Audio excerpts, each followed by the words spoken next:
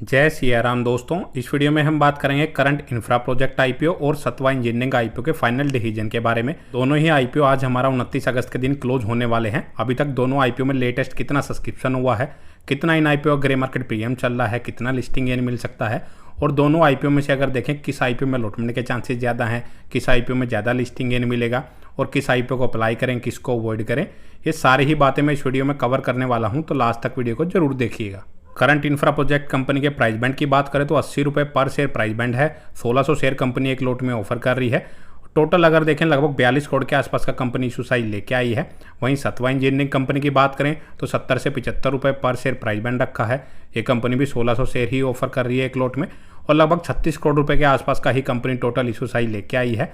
Allotment की बात करें दोनों आईपीओ की तो 1 सितंबर के दिन पता लगेगा और 3 सितंबर के दिन दोनों ही आईपीओ हमें मार्केट में लिस्ट होते हुए नजर आ सकते हैं। इसके बाद दोनों आईपीओ के लेटेस्ट सब्सक्रिप्शन की बात कर लेते हैं। तो सबसे पहले अगर करंट इंफ्रा प्रोजेक्ट कंपनी की अगर बात करें तो यह आईपीओ ऑलरेडी अगर देखें 34 गुना भर चुका है, जिसमें रिटेल कैटेगरी में लगभग 50 गुना यह आईपीओ सब्सक्राइब हो चुका है।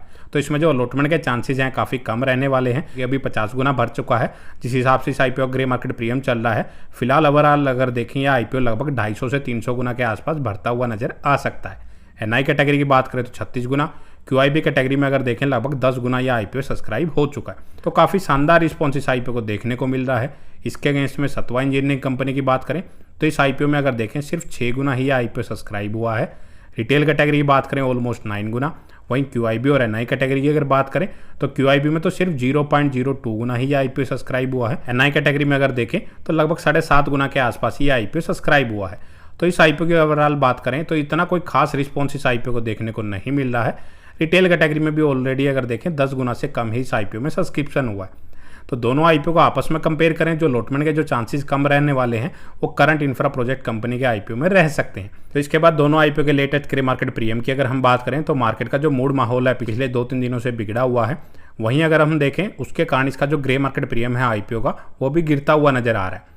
तो अगर सबसे पहले करंट इंफ्रा प्रोजेक्ट कंपनी की बात करें तो इसका ग्रे मार्केट प्रीमियम गिर के 40 रुपये यानी कि सिर्फ 50% के आसपास आ चुका है। करंट ग्रे मार्केट प्रीमियम के अकॉर्डिंग अगर देखें लगभग 64,000 रुपये का प्रॉफिट यह IPO current grey market premium के अकॉर्डिंग बना के दे सकता है। इसके अगेंस्ट में अगर हम सत्वा इंजीनियरिंग कंपनी की अगर बात करें, इस आईपीओ ग्रे मार्केट प्रीमियम गिर के अगर देखें 19 रुपये यानी कि सिर्फ लगभग 25% के आसपास ही चलता हुआ नजर आ रहा है। तो करंट इंफ्रा प्रोजेक्ट के कंपैरिजन में अगर देखें 50% नीचे ही इस आईपीओ का जो ग्रे मार्केट प्रीमियम है वो चल रहा है। तो लगभग 30,000 रुपये का ही प्रॉफिट यह आईपीओ एक लोट में बना के दे सकता है। लेकिन ग्रे मार्केट प्रीमियम जैसे कि आपको पता है मार्केट का जो सेंटीमेंट है, मूड माहौल बिगड़ता है तो डायरेक्टली उसका जो इम्पैक्ट है ग्रे मार्केट प्रीमियम के ऊपर भी आता है। तो ग्रे मार्केट प्रीमियम की बजाय बेटर रहेगा आप दोनों कंपनियों को डिटेल में स्टडी जरूर कर लें। करंट इंफ्रा प्रोजेक्ट और सत्वा इंजीनियरिंग कंपनी की अगर बात करें तो ईपीसी बेस ही दोनों कंपनियां अपना जो बिजनेस है वो करती हुई नजर आ रही है। फाइनेंशियल वाइज अगर देखें करंट इंफ्रा प्रोजेक्ट कंपनी की अगर बात करें, इस कंपनी की जो इनकम है पिछले 3 सालों में वो 60 करोड़ से बढ़ के अगर देखें 90 करोड़ की हो चुकी है। प्रॉफिटेबिलिटी 1.5 करोड़ से बढ़ के अगर देखेंगे सीधा 9.5 करोड़ की हो चुकी है। डेप्ट अगर आप देखने जाएंगे कंपनी के ऊपर 30 करोड़ की है और रिजर्व सिर्फ 10 करोड़ के आसपास के नजर आ रहे हैं। तो ये एक कंपनी के लिए नेगेटिव पॉइंट्स है। दूसरा मेन नेगेटिव पॉइंट्स है कि 150 करोड़ की मार्केट कैप है, 0.3 का डेप्ट इक्विटी रेशियो है। तो डेप्ट थोड़ी ज्यादा नजर आ रही है, वैल्यूएशन वाइज ओके नजर आ रही है। इसके अगेंस्ट में सत्वा इंजीनियरिंग कंपनी की बात करें, इनकम वाइज अगर ग्रोथ देखेंगे वो इतनी कोई खास नजर नहीं आ रही। 10 से 15% के आसपास की ग्रोथ कंपनी ने पिछले 3 सालों में दिखाई है। प्रॉफिटेबिलिटी 1 करोड़ से बढ़ के सीधा 9 करोड़ की हो चुकी है। लेकिन यहाँ पे कंपनी ने खर्चे मैनेज किए हैं, उसकी वजह से प्रॉफिटेबिलिटी बढ़ी है, इससे प्रॉफिट मार्जिन भी उसके सुधरते हुए नजर आ रहे हैं। लेकिन रिजर्व 30 करोड़ के हैं और डेट भी अगर देखेंगे 36 करोड़ के आसपास की नजर आ रही है। वैल्यूएशन वाइज दोनों ही कंपनियां रीजनेबल है। तो दोनों ही कंपनियों में अगर देखें वैसे ग्रोथ वाइज जो देखें करंट इंफ्रा प्रोजेक्ट कंपनी ने अगर देखें लगभग पिछले 3 सालों में 50% की इनकम ग्रोथ दिखाई है। इसका मेन नेगेटिव पॉइंट है कि एक तो इस कंपनी के ऊपर डेप्ट है और दूसरा है कि दोनों ही कंपनियों की मार्केट कैप देखेंगे तो 150 करोड़ के आसपास ही नजर आ रही है। तो काफी रिस्की आईपीओ हो सकते हैं। तो दोनों आईपीओ में से अगर देखें कौन सी कंपनी बेस्ट है, तो अगर करंट के अकॉर्डिंग अगर देखें ग्रे मार्केट प्रीमियम वाइज भी अगर देखें तो करंट इंफ्रा प्रोजेक्ट कंपनी अगर देखें काफी बेटर नजर आ रही है as compare to Satva engineering company के।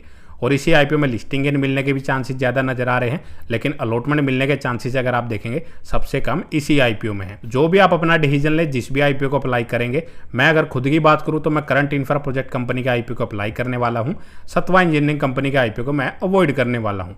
तो आप अपना जो भी डिसीजन ले, मेरे बेसिस पे डिसीजन ना ले, अपना खुद का रिस्क एनालिसिस जरूर कर ले और डिटेल में कंपनी को स्टडी करके और अपने फाइनेंशियल एडवाइजर से ही डिस्कस करके अपना कोई डिसीजन ले। तो इस वीडियो में इतना ही। अगर आपको वीडियो अच्छी लगे तो वीडियो को लाइक करें और चैनल को सब्सक्राइब करना ना भूलें। जय सिया राम।